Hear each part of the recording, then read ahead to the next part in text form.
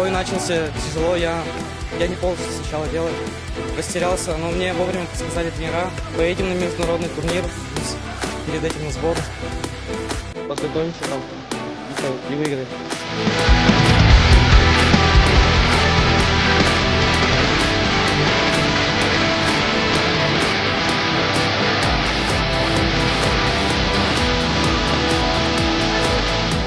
Конкуренция очень высокая, ребята показывают хорошие, интересные бои, потому что есть стимул. Я знаю, что этот турнир дает выход на турнир игр стран СНГ. Очень серьезный, престижный турнир, и видно, что ребята хотят в него попасть и боксировать там. Как вообще подрастающее поколение бокса? Ну, набирают, с каждым годом набирают, ребята прибавляют в технике.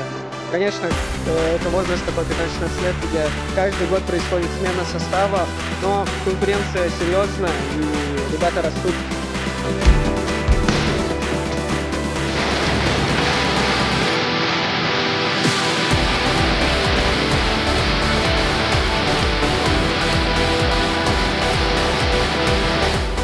Бой прошел хорошо. Все, что мы настраивали с тренером, у нас все получилось. Вот, работа на тяжках, работа ног. Хороший бой был. Хорошо то, что сделали такие соревнования для вторых, третьих, четвертых номеров. И летом очень хорошо продышаться, встряхнуться. Настроиться на будущие 9 месяцев работы. Настроился на победу, и у нас все получилось. А вот от стран СНГ будем бить за Россию.